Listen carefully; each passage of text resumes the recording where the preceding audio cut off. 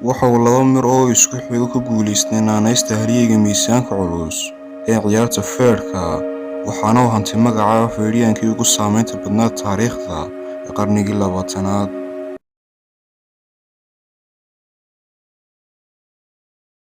I'm going to fight for the prestige, not for me, but to uplift my little brothers who are sleeping in concrete floors today in America.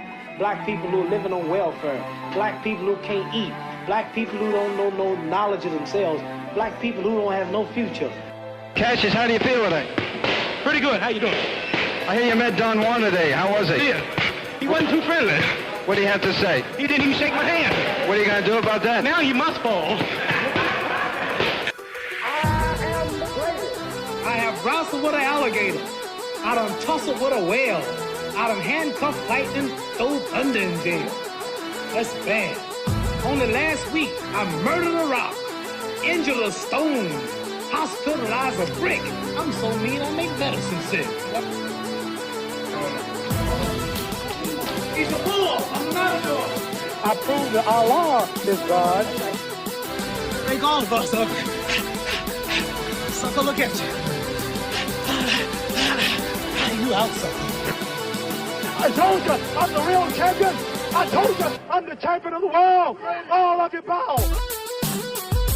I told you, all of my critics, I told you all that I was the greatest of all time. On a beat Sunday, listen.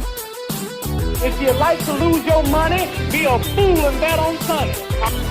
You, George Foreman, all of you chumps are gonna bow when I whoop him. All of you. I know you got him. I know you got him, Dick. But the man's in trouble. I'm gonna show you how great I am. I told you, I'm the real champion. I told you, I'm the champion of the world. All of you bow. I am the king of the world. Hold it. I'm pretty. Hold it, you're not that pretty. I'm a bad man. I shook up the world. I shook up the world. I shook up the world.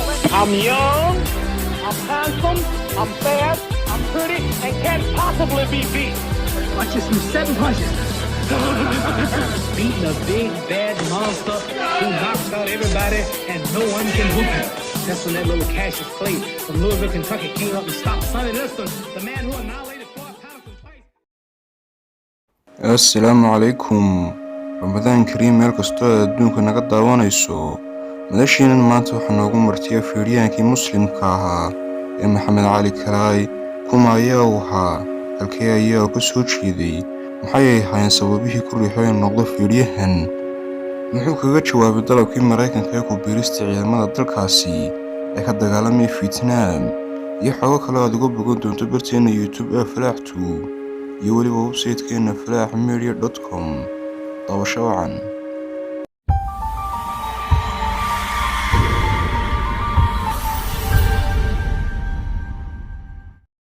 Cassius Marcellus Clay Jr. waxa uu ku dhashay 17 January 1942 magaalada Louisville ee gobolka Kentucky ee dalka Mareykanka. waxa uu ka dhashay qoys madow oo noloshoodana ahayd dabaqada dhexe, balse la liitay oo dhibay cunsuriyadii midabta koorka lagu hayay iyaga iyo dadkii kale madowga ahaaba waayahaas. da'diisu markay ahayd 12 sano oo keliya ayaa uu saaxiibka u raacay goob lagu tartansiiyo ciida, baskiladiisana dibadda ayaa uu sii dhigto oo laga xaday. haddii uu daawashada dhammaystana waa uu waayey, cadha ayaanu isqaban kari waayey, waxaana isku sii daayay dhinacii askarta, waxaanuu askarigii ku yidhi, feer ayaan ku dilayaa kii xaday baskiladeeda cidduu doonaba ahaadee. askarigiina waxa uu ku yidhi, hore horta intaanad qof feedhin. hadalkaas wuxuu noqday mid saameyn weyn ku yeeshay taariikhdiisa.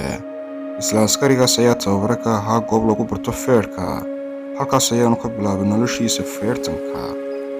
haddii uu muddo dheer baranayay feertanka, isagoo 18 jir sanadkii 1960 ayaa markii ugu horreysay ka qayb galay wareeg feertankaas ah oo ahaa ciyaarihii Olombikada ee Roma. sanadkaas ayuuna ku guuleystay biladda dahabiga ah ee feertankaas. sanadkii 1960 ayuu ku guuleystay isagoo 20 jir markii ugu horreysay naanaysta ah halyeyga miisaanka culus. sanadkii 1965 isagoo shacbiyad iyo taageero ballaaran haysta ayuu Ilaahay laabtiisa u furay dariiqa toosan islaamka, waxaana uu uga soo dhigay halyeygii islaamka ee Malcolm X, oo isaguna markii uu islaamay la baxay Alxaaji Maalik Ashabaasi oo ay saaxiibo iskaga dhow ahaayeen. kuna bedelay magaciisii waxaana uu la baxay Maxamed Cali Clay. dadkii taageeradiisa oomanaydna waxa ay ku noqotay la yaab. cunsuriyadii midabta koorkiina waa lagu soo celiyey, si kastoo xunna waa loola dhaqmay, balse waxa la yaab noqotay inaanay wax saameyn ku yeelan Maxamed.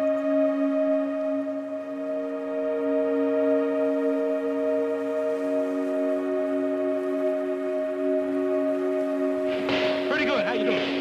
I hear you met Don Juan today. How was he? He wasn't too friendly. What do you have to say? He didn't even shake my hand. What are you going to do about that? Now you must fall. I have wrestled with an alligator. I done tussled with a whale. I done handcuffed lightning, throw thunder in jail. isagoo islaamnimadiisii sidii u haystaa ayaa uu dalab ugu yimi Maraykanka oo laga doonayo inuu ku biiro ciidanka dalkaasi ee ka dagaalamaya Vietnam. haddii uu dalabkaasi soo gaadhayna waxa uu Maxamed ku dhawaaqay inaanu ka qayb qaadan doonin sababtoo ay tahay diintiisa. waxaana uu yidhi dagaalkani waxaa ka soo horjeedaa xeerka qur-aanka kariimka. Vietnamiyiintuna weligay igumay odhan ka madowga ahow. iyadoo dowladdu Maraykanku diiditaankiisa iskaga cadgoosanayso ayay ku xukuntay 3 sannadood inaanu wax ciyaar feertana ka qayb gelin, 5 sannadood oo xabsi aan uu gelayo, lacag $10,000 uu gudayo, naanaysta heliyiga miisaanka culusna waa lagala noqday. 1970 ayuu ka hor qaadmay xukunkii lagaga mamnuucay feerka. isla sanadkaa dagaalkii uu galay isagii yilidkiisii midna kuma guulaysan midna kumuu jabin, waxaana loo bixiyay dheeshii qarniga. haddana sanadkii 1978 ayuu waayay naanaystii ahayd heliyiga miisaanka culus. 7 bil kadibna waa uu soo ceshaday, waxaana uu noqday feeryahanka keliya ee 3 markuu guulaysta naanaysta ah heliyiga miisaanka culus.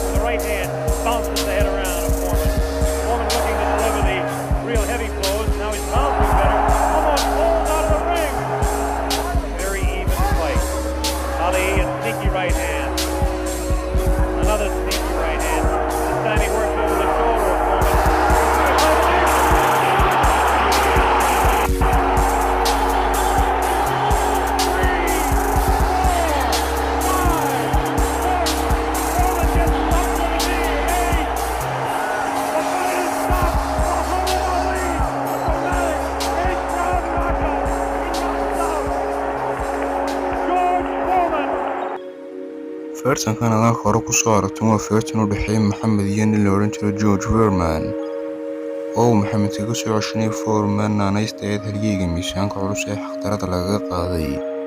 guushii kadib Maxamed waxa ku dhawaaqay hadal bedelay taariikhdii feerka.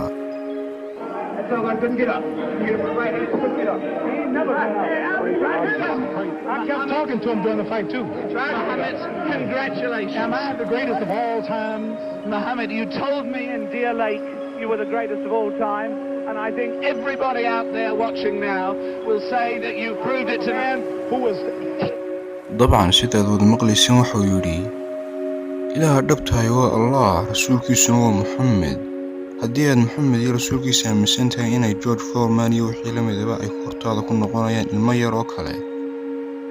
noloshiisa gaarka wuxuu guursaday 4 mar, waxaanu dhalay 9 carruur ah.